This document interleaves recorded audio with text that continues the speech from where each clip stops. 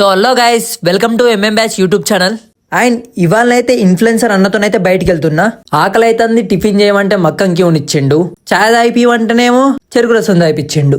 And ఎందుకన్నా పొద్దున్నే మక్కంకును చెరుకు రసం తాగిపించినావు అని అడిగితే వీటి వల్ల మన హెల్త్ కి ఎంతో బెనిఫిటో నాతో చెప్పిండు. అండ్ మేము ఇవాళ ఎక్కడికి వెళ్ళినామో చెప్తే మీ అందరూ షాక్ అవుతారు. మేము ఒక హిందువులమై ఉండి దర్గాకి వెళ్ళినామంటే మీరు నమ్ముతారా?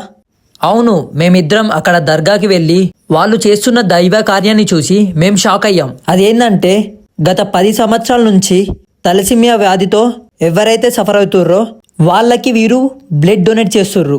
తలసిమియా వ్యాధి అంటే ఏంటి, దానివల్ల ఏమవుతుందంటే తలసిమియా వ్యాధి ఉన్నోళ్ళు 10 రోజులు 20 రోజులు లేకపోతే వారం ఈ టైం పీరియడ్లో వీళ్ళకి బ్లడ్ ఎక్కిస్తూ ఉండాలి, లేకపోతే వీళ్ళ ప్రాణానికే ప్రమాదం.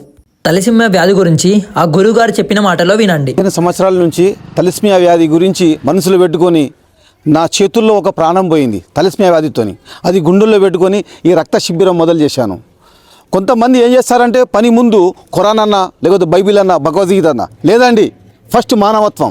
నా ఒపీనియన్. ఎందుకంటే పూర్వీకులు చెప్పారు ఏమని చెప్పారు అంటే हिंदुस्तान एक अमन चमन का एक बाग है. हिंदुस्तान एक अमन चमन का बाग है. मजहब नहीं सिखाता आपस में बेर रखना, हिंदी है हम, हिंदू सीता हमारा. ఈ విషయం ఏంటంటే మేమందరం ఒక పార్కులో ఒక్క పువ్వు కూడా రాలిపోయింది అనుకోండి, గుండె తట్టుకోలేదు. అది మనసులో పెట్టుకుని తలసిమియా వ్యాధి గురించి నేను ముందు బ్లడ్ డొనేట్ తర్వాతే అన్నీ దానికోసమే ఇవాళ బ్లడ్ డొనేట్ ఇవ్వడం జరుగుతుంది.